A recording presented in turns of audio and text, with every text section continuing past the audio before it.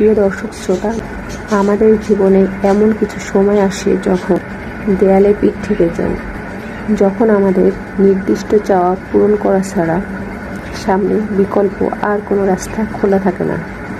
এমন পরিস্থিতিতে আমাদের মনের সকল চাওয়া পাওয়াগুলা, আশা, ভরসা আল্লাহর কাছে পেশ করার জন্য আমাদের প্রিয় নবী হযরত মুহাম্মদ সাল্লাল্লাহু আলাইহি ওয়াসাল্লাম একটা পথের কথা বলেছেন, আর সেটি হলো ইসমে আজম। ইসমে আজম হলো আল্লাহর বিশেষ একটি নাম। আল্লাহ রাব্বুল আলামিনের এই ইসমে আজম তথা মহান নামের মাধ্যমে কোনো কিছু চাওয়া হলে আল্লাহ তা পূরণ করেন। যদি এই নামের মাধ্যমে আল্লাহকেও মন থেকে ডাকে, আল্লাহ সে ডাকে সাড়া দেন। এ মর্মে নবী হযরত মুহাম্মদ সাল্লাল্লাহু আলাইহি ওয়াসাল্লামের অনেকগুলা হাদিস রয়েছে। অনেক উলামায়ে কেরাম ইসমে আজম সম্পর্কে বলেছেন যে এটি হলো আল্লাহ রাব্বুল আলামিনের যে মূল নাম আল্লাহ, সেটি তার অনেকগুলো গুণবাচক নাম আছে। তার মধ্যে থেকে আল্লাহ রাব্বুল আলামিনের যে মূল নাম আল্লাহ, এই নামের মাধ্যমে আল্লাহ রাব্বুল আলামিনকে যদি বান্দা আল্লাহর কাছে কোনো কিছু চান কায়মন বাক্যে অন্তরের গভীর থেকে, তাহলে সে দোয়া আল্লাহ রাব্বুল আলামিন অবশ্যই কবুল করেন।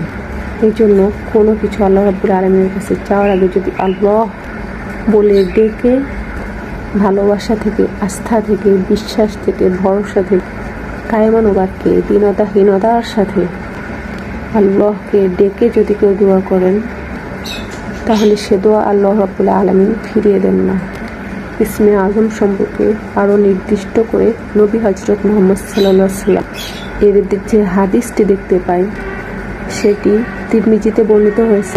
হাদিস সম্পর্কে বিশ্ববিখ্যাত হাদিস হাফেজ ইবনে হাজার আল আসকালানী রাহমাতুল্লাহ ফাতহুল বারীতে লিখেছেন যে ইসমে আজম সম্পর্কে সবচাইতে বিশুদ্ধতম হাদিস হলো এটি, আর সেটি হলো এই যে বুরায়দা রাদিয়াল্লাহু তাআলা আনহু বর্ণনা করেছেন যে এক ব্যক্তি নামাজের মধ্যে কিছু বাক্য বলে উঠলেন এবং বললেন যে আল্লাহুম্মা ইন্নী আসআলুকা বিআন্নী আশহাদু আন্নাকা আনতাল্লাহ লা ইলাহা ইল্লা আনতা আল আহাদুস সামাদুল্লাযী লাম ইয়ালিদ ওয়া লাম ইউলাদ ওয়া লাম ইয়াকুল লাহু কুফুয়ান আহাদ। তার মুখে এই বাক্যগুলো শুনে নবী হযরত মুহাম্মদ সাল্লাল্লাহু আলাইহি ওয়াসাল্লাম বলেছেন, এই লোকটি ইসমে আজম পাঠ করেছে। ইসমে আজমের মাধ্যমে আল্লাহ রাব্বুল আলামিনের কাছে কোনো কিছু চাওয়া হলে তিনি সেটা ফিরিয়ে দেন না। এর মাধ্যমে আল্লাহকে ডাকলে তিনি অবশ্যই সেটাকে সাড়া দেন। এটি হলো সেই দোয়া যেটি ইসমে আজম, যার মাধ্যমে এটি পাঠ করার পর আল্লাহর কাছে কোনো কিছু চাইলে আল্লাহ তা কবুল করেন। যে কোনো ভালো আশা আল্লাহ তাআলা পূরণ করে দেন। দোয়াটি আবারও বলছি, আল্লাহুম্মা ইন্নী আসআলুকা বিআন্নী আশহাদু আন্নাকা আনতাল্লাহ লা ইলাহা ইল্লা আনতা আল আহাদুস সামাদ আল্লাযী লাম ইয়ালিদ ওয়া লাম ইউলাদ ওয়া লাম ইয়াকুল লাহু কুফুয়ান আহাদ।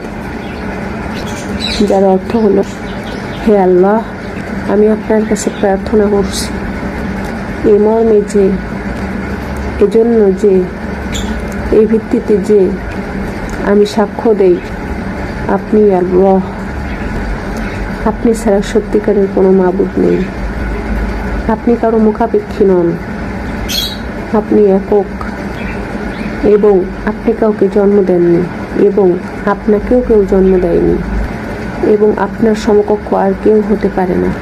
এই বাক্যগুলো পাঠ করে আল্লাহ রাব্বুল আলামিনের কাছে কোনো চাওয়া পেশ করলে তিনি অবশ্যই দোয়া কবুল করে নেন। আল্লাহ রাব্বুল আলামিন আমাদেরকে কঠিন মুহূর্তগুলোতে ইসমে আজমের মাধ্যমে দোয়া পেশ করে তৌফিক দান করুন।